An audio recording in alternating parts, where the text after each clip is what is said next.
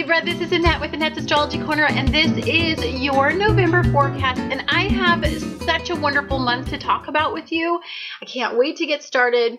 It's not without its challenges because we're in our 12th and first house for the beginning of the month, and then toward the end of the month we need to communicate about what was revealed during the first part of the month.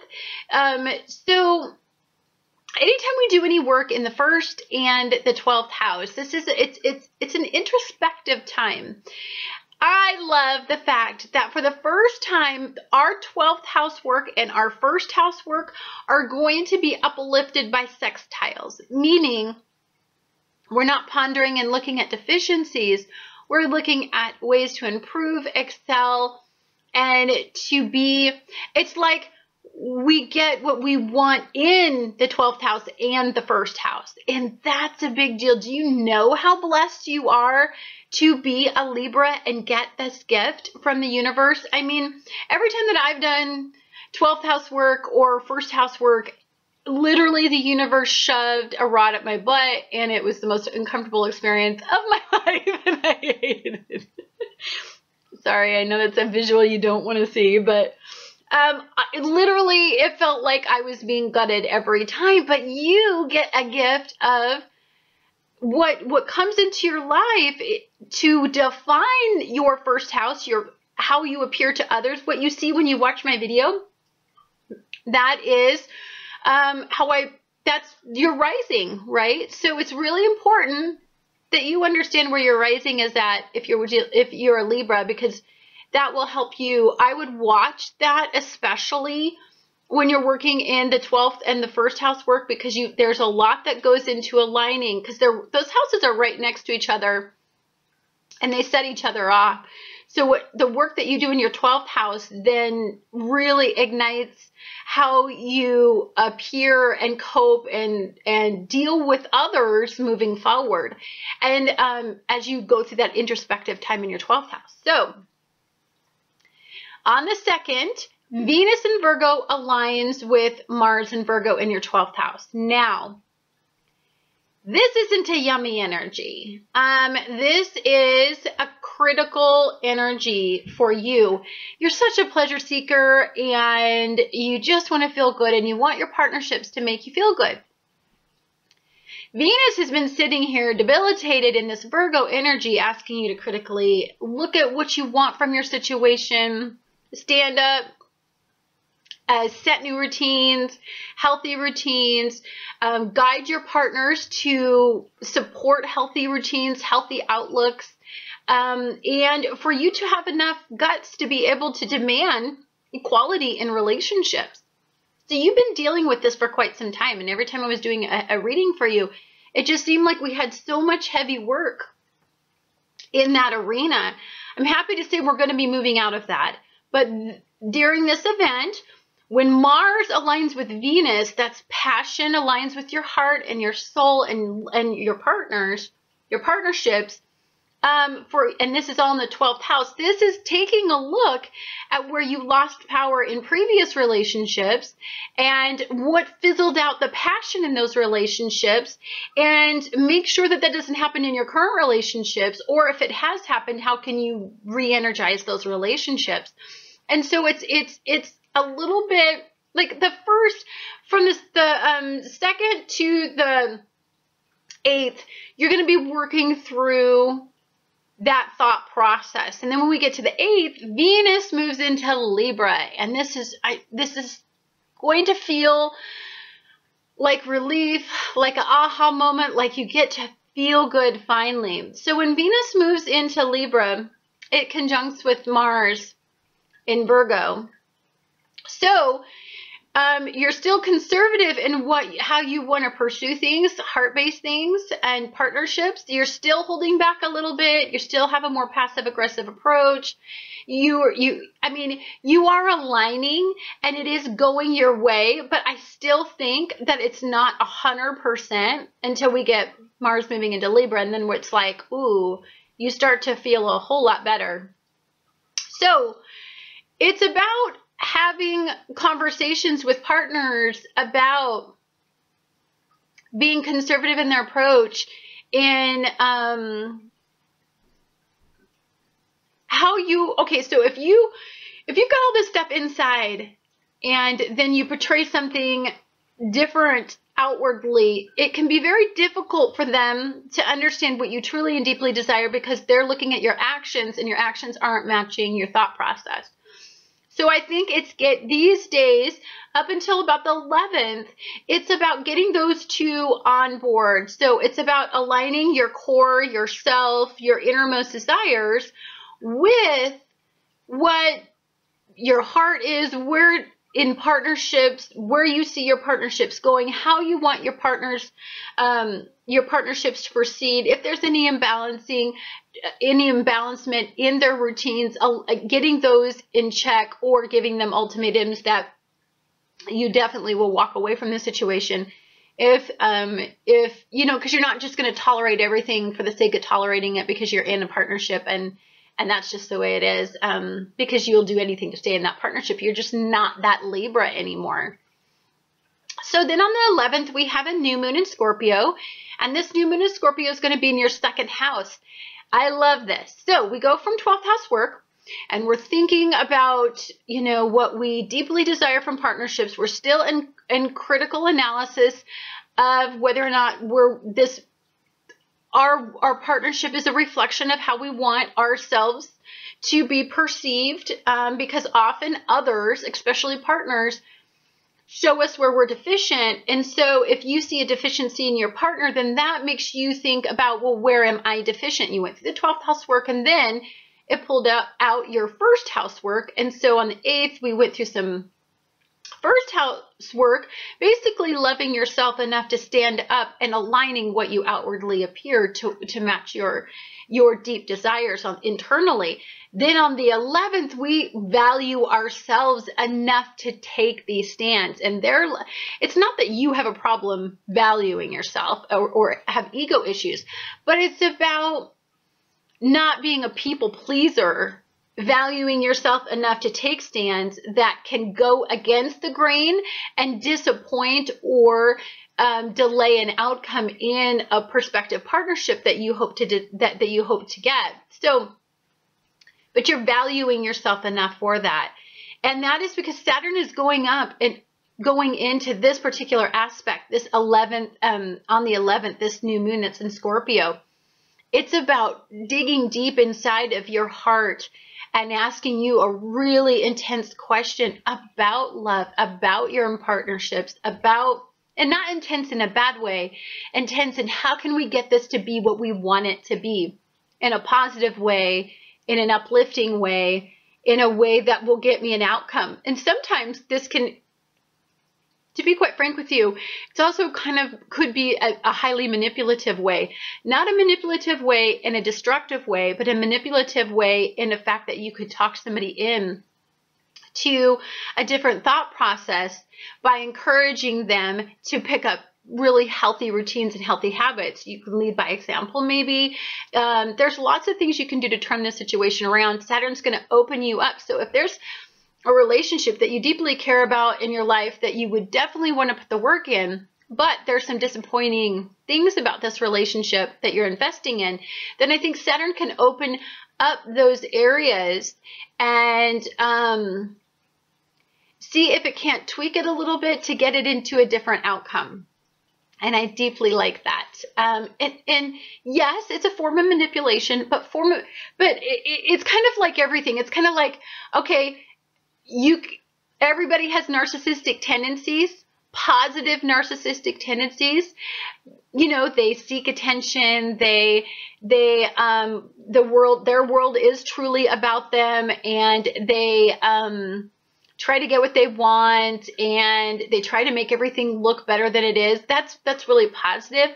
It's when those are excessive in those areas that they turn into narcissism. So there is a healthy manipulation, and then there's a really detrimental manipulation, and it depends on what is backing the manipulation. And for you, this is just manipulation, the fact that you want your partner to be the best your partner can be, and you took a look at it, and this partner is worthy of more than this partner is selling themselves or is currently at, and you want to find a way to encourage your partner. And so that's going to involve a little minor manipulation. Don't get caught up in the word, because it truly is a good word in the right context. So then we have on the 12th, Mars moves into Libra in your first house. I like this. Mars is going to make you very passionate outwardly. Sometimes you hold in your passion and you match your appearance, you align it with whatever situation you're in. But it's going to be almost impossible when you have Mars in Libra.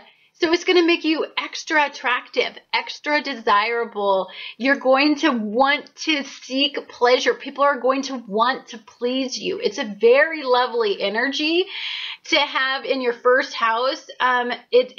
So the beautiful thing about this is at this time, we've got Venus in Libra. It is conjunct Mars in Libra, and it is also, it's also sextiling the moon in Sagittarius. So as long as this isn't too ego-based, meaning you think you're hot shit, and so you're out there in the world, showing the world who you are, and you're expecting everybody to stroke your ego, which I doubt that you are, because you're classier than that and more refined than that. But for those that are, a little bit of a life lesson may happen right in this time, and may give you an ego blow a little bit to knock you down a couple notches to keep your ego in check. But I think for the majority, it's a lovely energy. You're very enchanting, enthusiastic, fun, entertaining, which is perfect because we're leading up to the holidays. Families starting to come into town. People are staying at our house. And so we are feeling more aligned and comfortable to be great entertainers and just have a little bit of fun and outwardly portray the fun and not hold back on it. And then on the 16th, we have the Sun aligns with Mercury. And this is all going to be happening in your second house. Now, Venus in this event, so the Sun in Scorpio is going to align with Mercury in Scorpio. And when all of this stuff happens, this is about being fearless. This is about being truthful. This is about seeing what people are hiding from you. This is about working from your core and getting filled up in your core. This is very intuitive energy. You are very aligned during this process. This is also, during this event, it is going to be sextiling Saturn and Sagittarius. Now,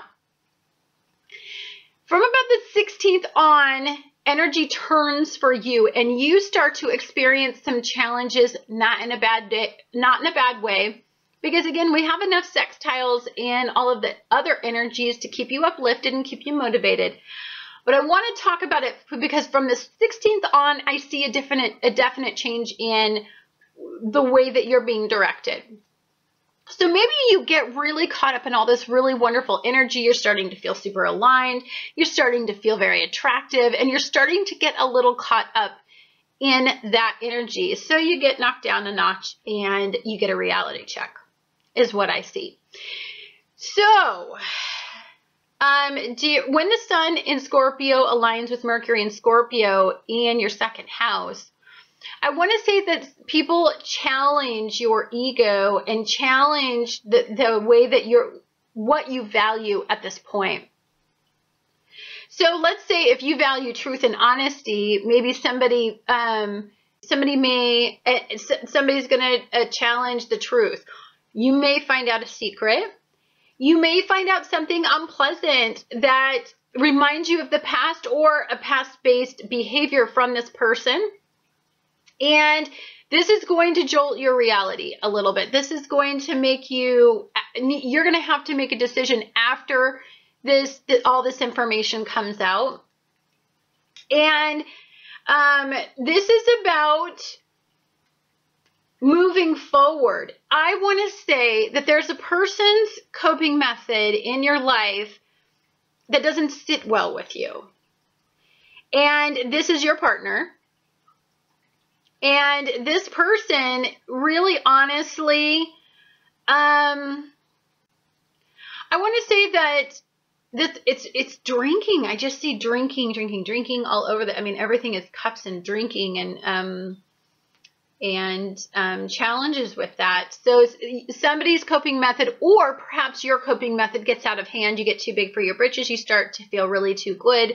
And then all of a sudden you get a quincunx after the 16th.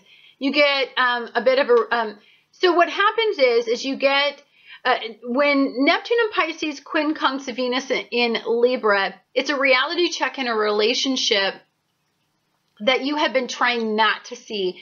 That is absolutely the reality of the situation. And that may cause it's going to shake your foundation. It's going to be a definite eye-opening experience. It's an area that needs to change, and it's going to leave you feeling like you weren't as aligned with this situation as you thought you were. Then Neptune, and I like that this happened because it's going to question what you're valuing. It's going to question, it's going to, you're going to have to make a decision. And I think that this put you off so much that I think that you're going to put off making a decision because your ego is aligned and you are walking tall and strong, and you put a lot of time and energy into changing outcomes. And this partner, I think, in your life, this significant person, that's even, it could be a legal issue, but I don't think so. I really honestly believe it's a partner. You're really going to have to give this person an ultimatum. It's either get it together, pull yourself together, or I'm going to have to make some significant changes, and you're going to have the confidence and the willpower and the determination to make this happen for yourself. And I like that because right around this time, then on the 18th, Neptune goes direct. And so Neptune is in Pisces, and it's conjunct with Chiron in Pisces. I love this. This is about putting hopes, dreams, transforming situations, but you have to think outside the box, and you have to do it in a creative way. So it's having a new approach to an issue that really honestly has deeply always been there, but seems to come to a head right around this time. On the 20th, Mercury moves into Sagittarius. This is all happening in the 3rd house.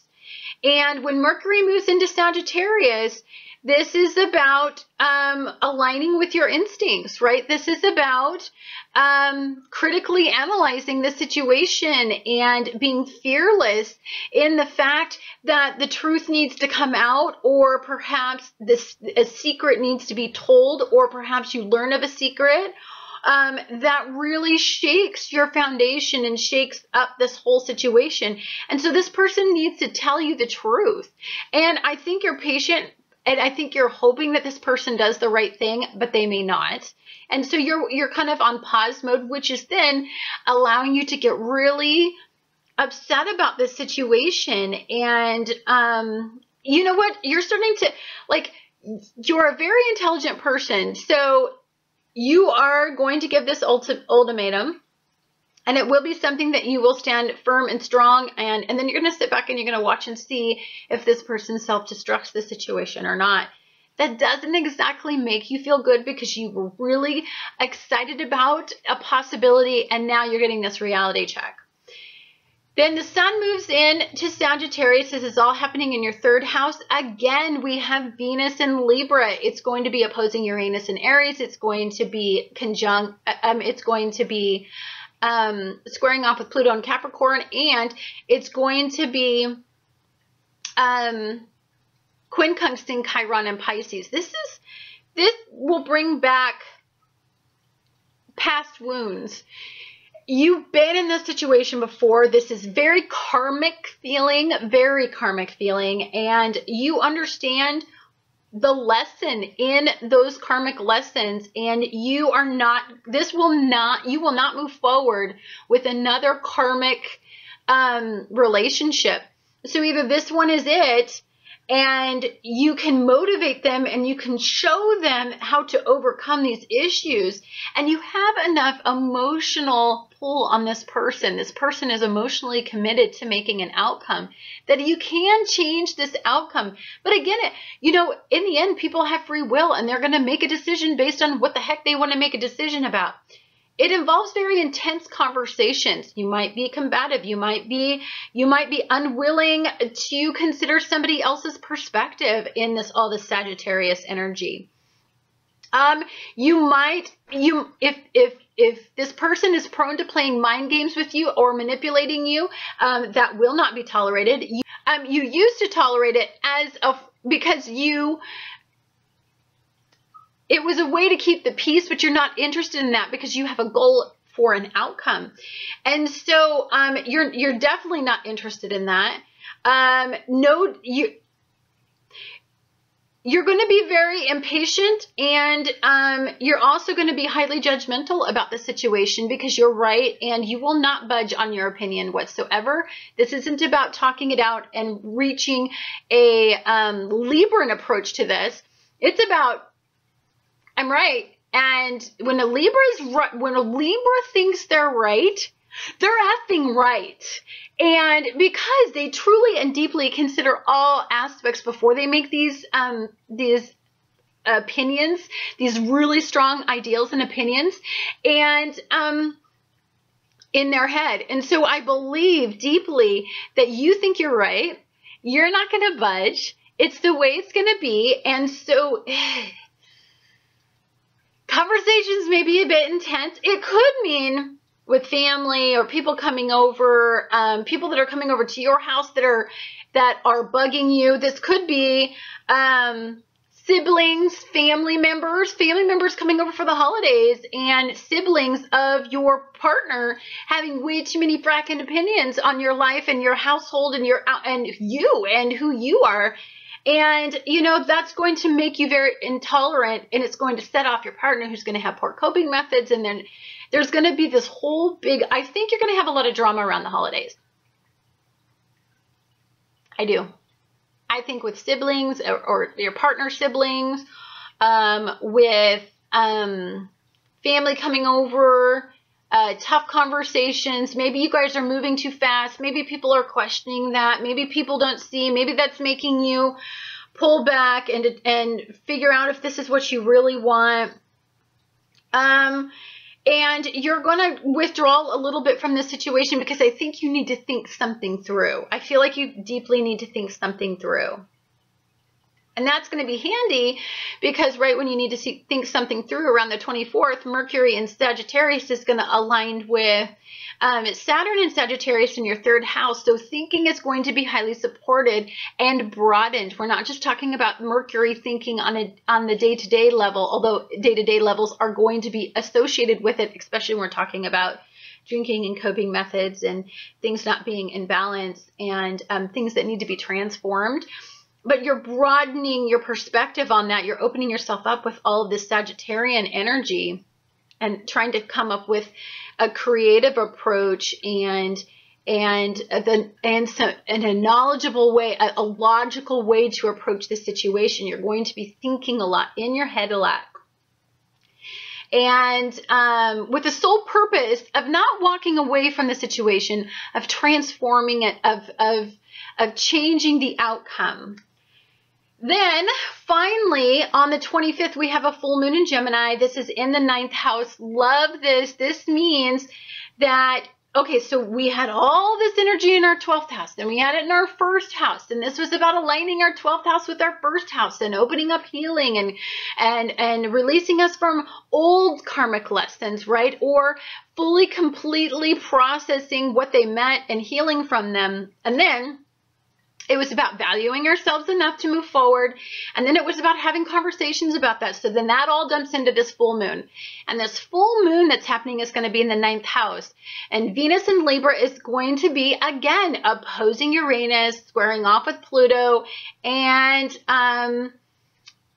quincunxing Chiron and Pisces. So the cumulative energy in this is, what are we going to do about our day-to-day situation? What are we going to do about the situation? How can we change this situation for the best? It all dumps into this. This is about maybe a temper flaring with a partner. This is about ultimatums. This is about seeking an outcome. If you do this, this is what happens. It can be good, but you know what? I feel very passionate about this. I'm right. I'm firm in this belief system. And you just hope, and I want to say that it's a Pisces. I just hope that this water-based energy, I see water, water, water. And of course, I see a lot of water because we have the sun in Scorpio and Mercury in Scorpio, and we have Chiron in Pisces. And I do see a lot of Pisces. Could mean Chiron, could mean Neptune going direct. Water, water, water, lots of water, lots of emotional energy for this Libra, logical Libra to process and deal with. It can make you feel like you're on waves and that there's an imbalance and you don't like this kind of energy. It's not that you won't go with the flow, because you will, but there's something that needs to be built on solid ground footing, and it needs to be on a strong foundation, and that's the part that doesn't feel altogether yummy. Okay,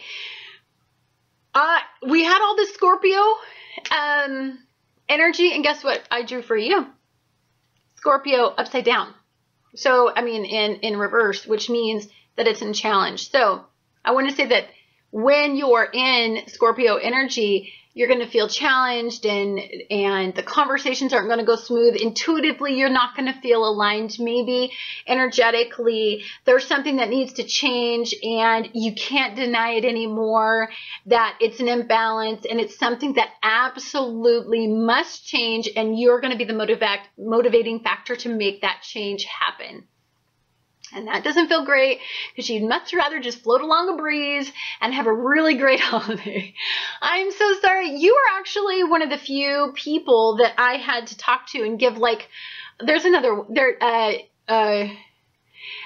Aquarian energy is pretty intense too, but you definitely have something that you're going to be dealing with. Again, this is all good. Transformation, whether it happens out of quincunx in a square or an opposition, or whether it happens out of a sextile, is still transformation. It doesn't matter. Change is change. How we are stimulated to make a change, inconsequential in the game of changing, right? So anyhow, guys, have a wonderful, wonderful November, and I look forward to talking to you guys again next